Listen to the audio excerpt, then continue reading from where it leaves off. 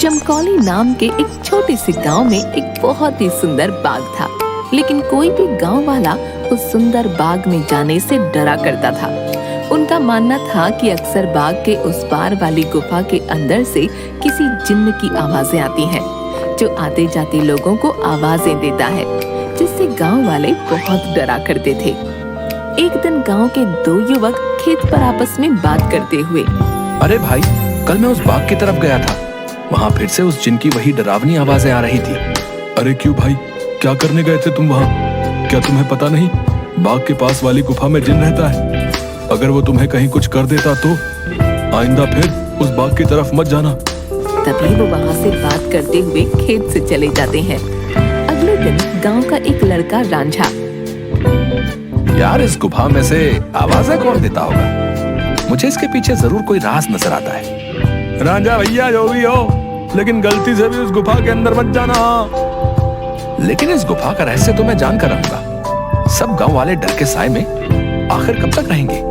उसके बाद शाम हो गई और रांझा और उसका दोस्त अपने अपने घर चले गए। अगले दिन सुबह सारे गांव में सन्नाटा था और रांझा के घर के बाहर उसकी लाश रखी हुई थी।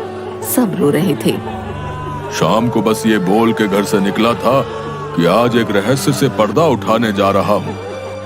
मेरे रांझा की बहादुरी उसे ले डूबी। हाय मेरा बच्चा। हो ना हो, ये उस गुफा वाले जिन ने ही किया है। हाँ। उसी गांव में धन्नू नाम का व्यक्ति रहता था, जो एक व्यापारी था। उसकी दो बेटियां थीं, रीमा और सीमा। उन दोनों को रंग बिरंगे फूलों का बहुत शौक था।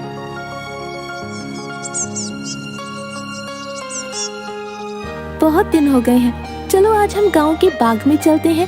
न जाने क्यों हमें बाबूजी उस बाग में जाने से मना करते हैं। इस पूरे गांव में एक वही जगह है जहाँ कितने सुंदर सुंदर फूल होते हैं। हाँ सीमा, वो बाग सच में बहुत सुंदर है। उस बाग में बहुत सुंदर सुंदर फूल होते हैं, लेकिन बाबूजी हमें जाने नहीं देते। वो कहते हैं गांव के बाग के उस पार एक गुफा है जो बहुत ही भयानक है, हमारा जाना वहाँ सही नहीं होगा। लेकिन गांव की रांझा भाई की मौत के बाद तो गुफा और ज्यादा डरावनी लगने लगी है। अरे रीमा, ये सब झूठी बातें हैं, मुझे नहीं लगता वहाँ ऐसा कुछ है। और वैसे भी गांव वालों ने उस जिन्न को देखा नहीं, बस उसकी आवाज ही सुनी है। अगर सच में वहाँ कोई जिन्न होता तो क्या गांव वालों के सामने नहीं आता? हाँ, बोल तो सही रही हो सीमा, मुझे भी लगता है कि वहाँ कुछ नहीं है। चलो ठीक है, हम दोनों कल ही बाग में जाएंगे और हो सके तो क्या पता रांझा भाई की मौत का राज भी पता चल जाए। हाँ, कुछ नहीं है, वहाँ हम दोनों सुबह चलेंगे, तब तुम खुद ही देख लेना। लेकिन बाबूजी हमें नहीं जाने देंगे सीमा। कल बाबूजी सुबह किसी काम से शहर जाएंगे, उनके जाते ही हम दोनों बाग में जाएंगे। रीमा अपना सिर हिलाती हुई ठीक है। इसके बाद दोनों बहनें अपने कमरे में जाकर सो जाती हैं। अगली सुबह, देखो मेरी प्यारी बेटियों, मैं किसी काम से शहर जा रहा हूँ। तुम दोनों अपना ख्याल रखना और उस बाग में फूल तोड़ने मत जाना। वो जगह अच्छी नहीं है, कोई भी गांव वाला वहां नहीं जाता। पता है ना, रांझा भी वहीं जाने से मारा गया था। हम दोनों बहनें उस बाग में नहीं जाएंगी। इसके बाद धन्नू वहां से चला जाता है। उसके जाते ही दोनों बहनें उस बाग की तरफ जाने लगती हैं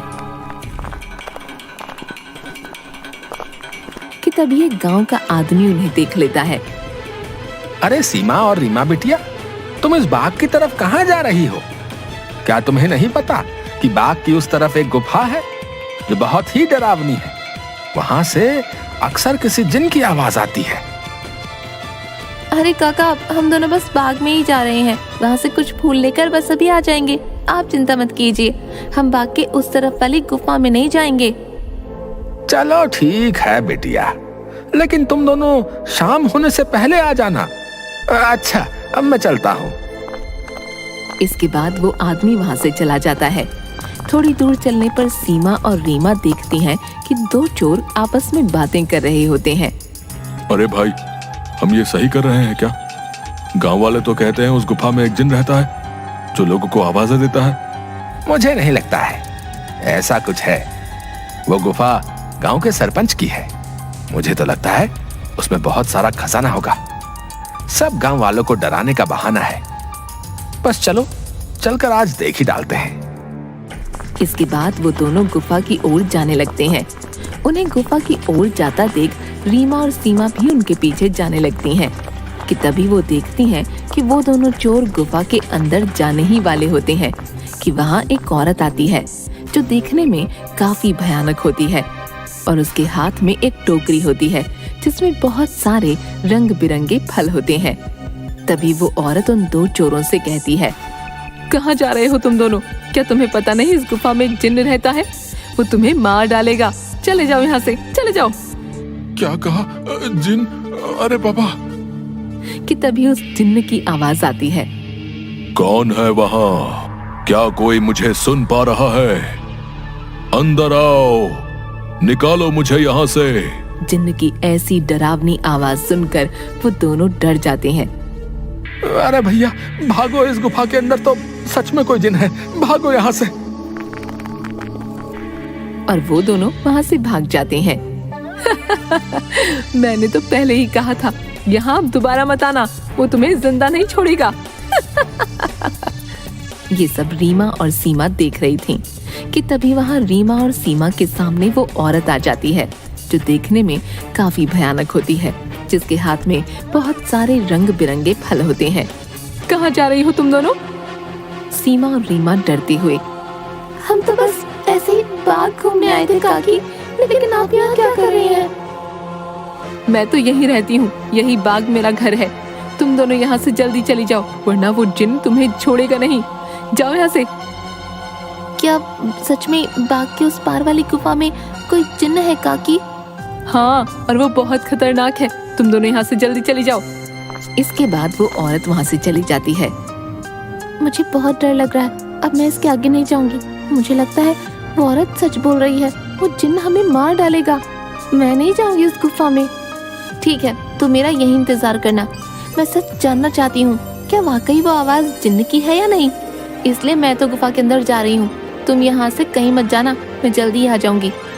इसके बाद रीमा अकेले ही आगे चलती है।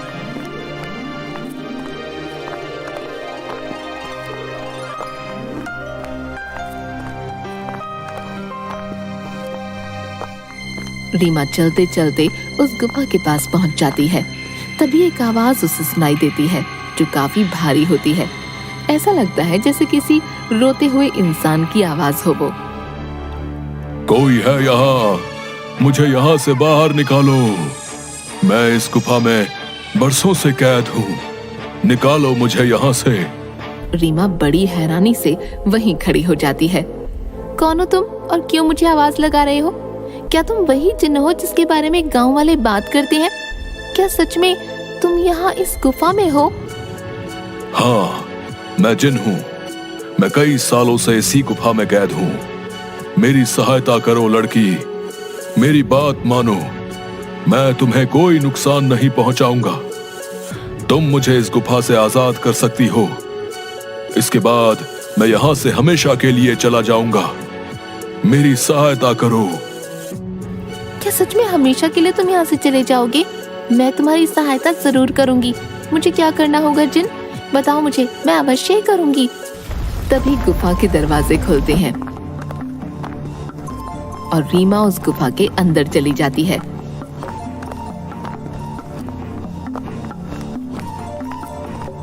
जैसे ही वो अंदर जाती है, एक बहुत बड़ी अजीब से जानवर की परछाई उसे नजर आती है जो देखने में बहुत ही डरावनी होती है। आओ लड़की, तुम्हारा जिन की इस गुफा में स्वागत है।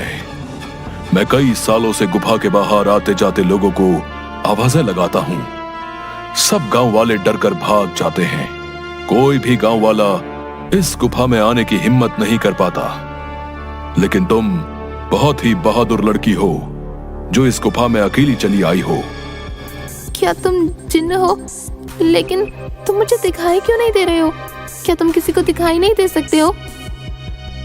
नहीं, मैं जिन नहीं हूँ लड़की। मैं उस जिन की परछाई हूँ। वो जिन तो इस गुफा के कैद खाने में बरसों से कैद है। वो बाहर नहीं आ सकता है। मैं उसकी परछाई हूँ। परछाई? तुम मुझे ये बताओ कि वो जिन इस गुफा में कैद क्यों है? क्या जिन्न के इस गुफा में रिहा होने का कोई मार्ग नहीं है? मार्ग है लड़की, और तुम उस मार्ग तक पहुंच सकती हो, लेकिन इसके लिए तुम्हें इस गुफा के तहखाने में जिन के पास जाना होगा। वही जिन तुम्हें उसकी मुक्ति का राज बताएगा। जिसके बाद रीमा हाथ में जलती हुई एक आग की मशाल लेकर उस गुफा की ओर जाती है। जैसे ही रीमा तहखाने के अंदर जाती है तो उसे एक आग जलती हुई दिखाई देती है। वो जैसे ही उस आग के पास जाती है, हे जिन, मैं यहाँ तुम्हारी मदद करने आई हूँ, क्या तुम मुझे सुन सकते हो? उसे उस जिन्न की आवाज आती है। आओ बहादुर लड़की, मैं तुम्हारा ही इंतजार कर रहा हूँ। मैं जानता हूँ कि तुम ही मुझे इस गुफा से मुक्ति दिला सकती हो। तुम्हारा इस गुफा में स्वागत है लड़की। तुम बहुत ही बहादुर हो जो इस गुफा में आई हो। मेरा नाम जिनाद है। मैं यहाँ कई सालों से बंद हूँ। मेरे सामने आओ जिन्नात, मैं तुम्हें देखना चाहती हूँ। कि तभी अचानक से जिन्नात उसके सामने आता है, जो बहुत ही डरावना होता है। एक बहुत ही भयानक सा दिखने वाला, जिसके सिर पर एक लंबी चोटी होती है जो काफी बड़ा होता है। रीमा के सामने वो आता है। उसे देखकर रीमा थोड़ा डर जाती है। देखो, तुम डरो मत लड़की, मैं तुम्हें कुछ नहीं करूंगा। मैं जानता हूं कि तुम मेरी मदद करने आई हो, लेकिन मेरी मदद करना इतना भी आसान नहीं है। तुम एक बार और सोच सकती हो। क्या तुम वाकई मेरी मदद करना चाहती हो? लेकिन मैं तुम्हारी मदद कैसे कर सकती हूँ, और तुम यहाँ कैद कैसे हुए? बताता हूँ। बहुत साल पहले इस गुफा में एक औरत रहती थी। वो बहुत गरीब थी। वो गुफा के बाहर वाले बाग से फल तोड़ा करती थी और उन्हें ही खाया करती थी। एक दिन उसने बाग के सारे फल तोड़ लिए और यहां इस गुफा में लेकर आ गई। उन्हीं फलों के बीच एक रहस्यमयी फल भी था, जो बहुत ही चमकदार था और जिस पर मेरी नजर थी। वो फल मेरी उम्र 100 साल और बढ़ा सकता था, लेकिन मैं उस फल को तब तक नहीं छू सकता था जब तक कोई इंसान उस फल को उसके पेड़ से तोड़ ना ले। एक दिन वो औरत चमकदार फल को उसके पेड़ से तोड़कर इस गुफा में ले आई। जब मैंने देखा तो मैं उसके पीछे इसी गुफा में आ गया और मैंने उससे कहा कि हे औरत, तुम जो बाग से सबसे सुंदर और चमकदार फल तोड़कर लाई हो, वो मुझे दे दो। इसके बदले में तुम जो भी 2 इच्छाएं मांगोगी वो पूरी होंगी। ठीक है, मैं तुम्हें वो फल दे देती हूँ, लेकिन मेरी 2 इच्छा है। पहली ये कि तुम मुझे वरदान दो, आज से ये बाग मेरा होगा, और दूसरी ये कि तुम इस गुफा में ही कैद रहोगे, ताकि इस बाग में कोई भी तुम्हारे डर से ना आ सके, और हमेशा के लिए मैं ही इस बाग में राज करूं। वो औरत मुझे फल तो दे देती है। उस फल से मेरी उम्र तो 100 साल बढ़ गई, लेकिन उस औरत को दिए गए वरदान की वजह से मैं यहीं कैद हो गया। तब से ही मैं इस तहखाने में कैद हूँ। क्या अब से पहले किसी ने आपको यहाँ से बाहर निकालने की कोशिश नहीं की? इससे पहले गांव के एक लड़के ने मुझे बचाने की हिम्मत दिखाई थी, लेकिन जैसे ही वो लड़का उस चमत्कारी फल को लेकर गुफा में आ रहा था, तभी उस बूढ़ी औरत ने उसको मौत के घाट उतार दिया और सारे गांव में बात फैल गई कि मैंने उसको मारा है।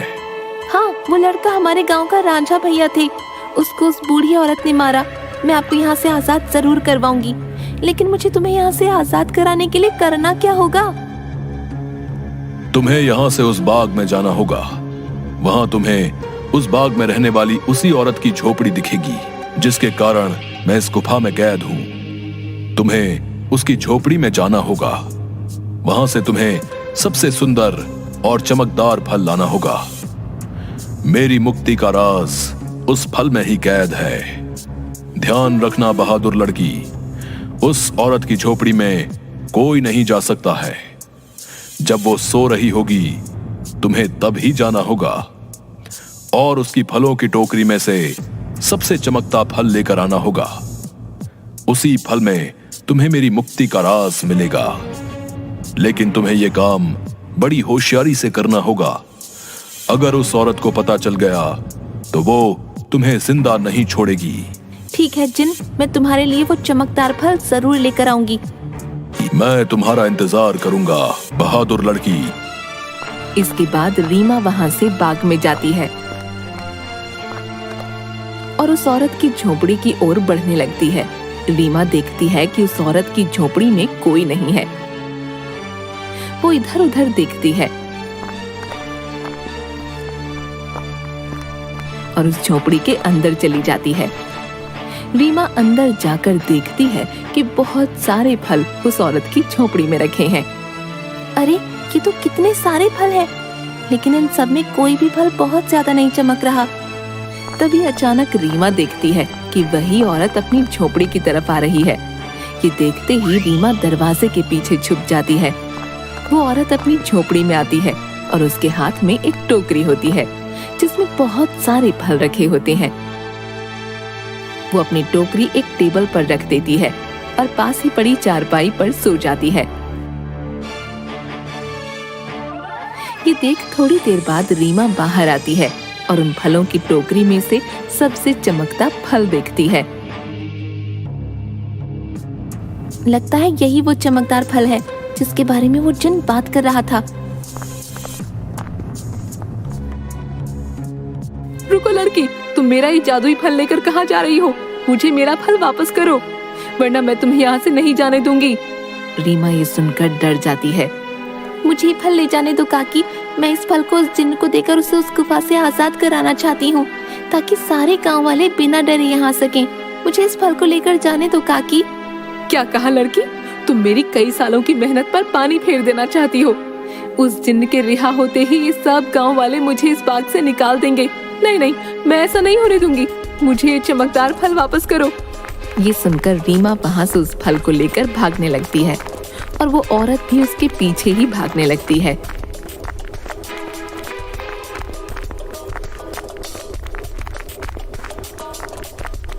रीमा भागते भागते उस गुफा में पहुंच जाती है। जैसे ही वो गुफा में पहुंचती है, वो जादुई फल उसके हाथ से नीचे गिर जाता है, जिसके गिरते ही तोते में बदल जाता है। रीमा ये देखकर हैरान हो जाती है। तभी वो औरत वहां आ जाती है। ये तुमने क्या किया लड़की? इस जादुई फल को नीचे गिरा दिया और अब ये तोता तुम्हें उस जिन्न की आजादी का सबसे आखिरी रास्ता बताएगा। नहीं, मैं ऐसा नहीं होने दूंगी, मैं तुम्हें मार डालूंगी। वो औरत रीमा को जैसे ही अपने हाथों से मारने आगे बढ़ती है, वो औरत अचानक से आग में जलने लगती है, जिसे देख रीमा हैरान हो जाती है। तभी एक आवाज सुनाई देती है जो उस जिन्न की परछाई की होती है। डरो मत बहादुर लड़की, इस लालची औरत को इसके किए की सजा मिल चुकी है। अब तुम्हें अपनी मंजिल का आखिरी पड़ाव पार करना है, जिसमें ये तोता तुम्हारी मदद करेगा। तभी अचानक से वो तोता उड़ने लगता है और गुफा में उसी तरफ भागने लगता है जहाँ वो जिन्न कैद था। रीमा भी उसके पीछे पीछे चलने लगती है।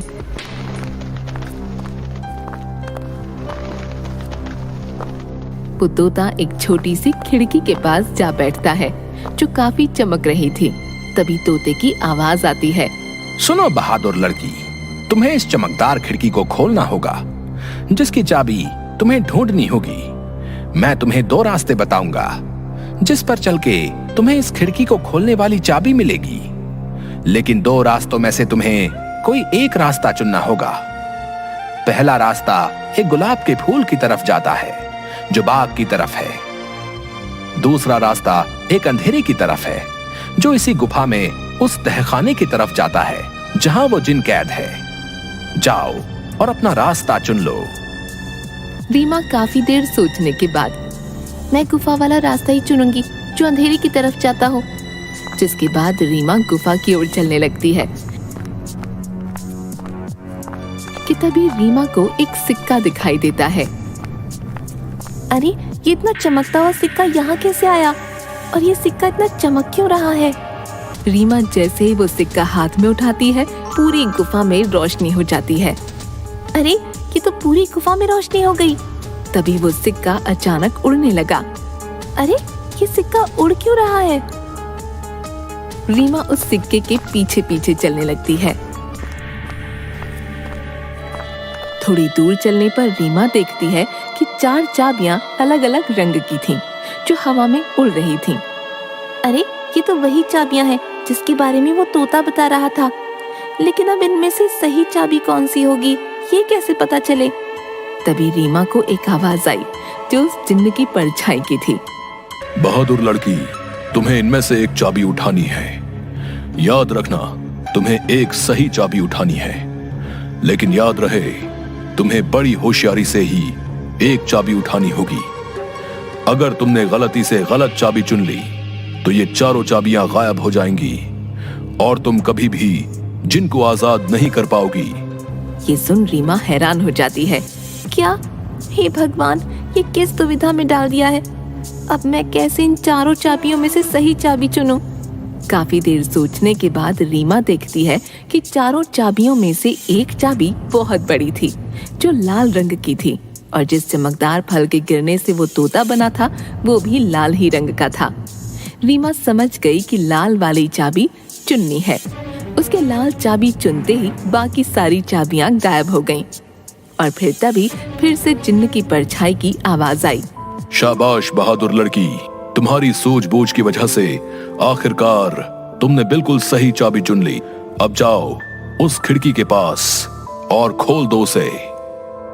रीमा उसी खिड़की के पास जाती है।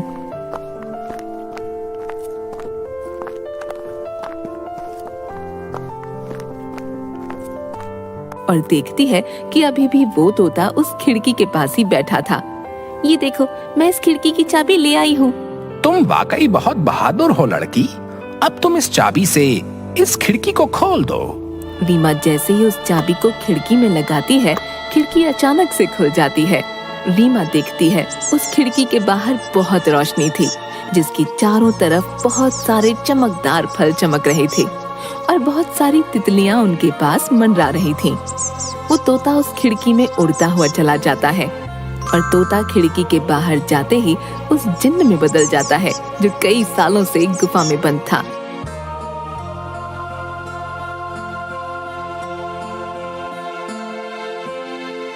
तुम्हारा बहुत बहुत धन्यवाद लड़की, तुमने मुझे इस गुफा से आजाद कर दिया। तुम एक निडर और साहसी लड़की हो।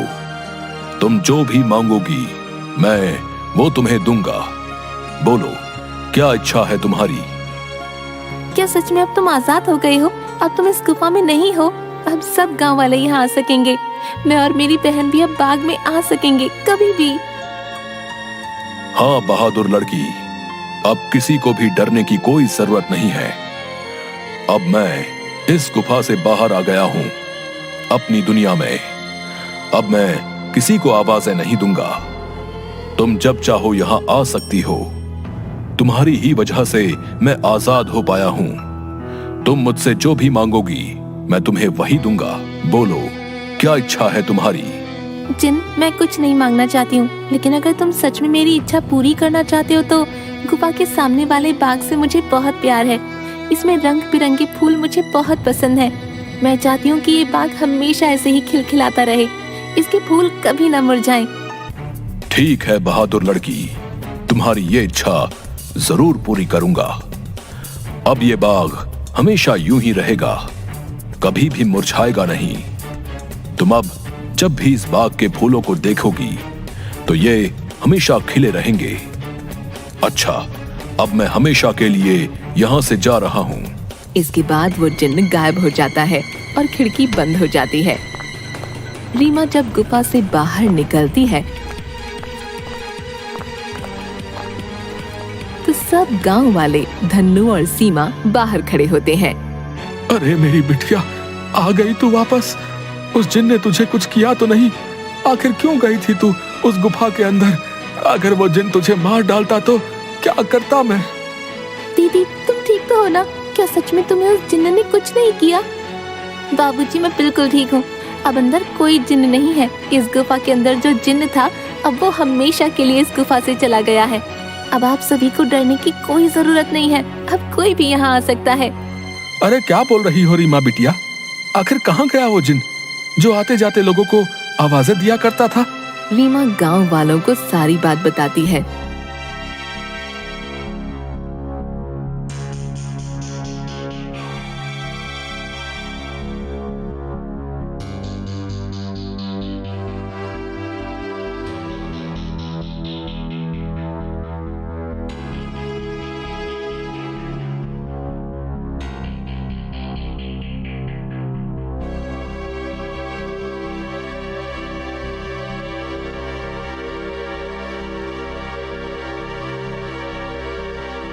थोड़ी देर बाद गांव वाले बहुत खुश होते हैं और रीमा से बोलते हैं, अरे रीमा बिटिया, तुम तो सचमुच में बहुत बहादुर हो।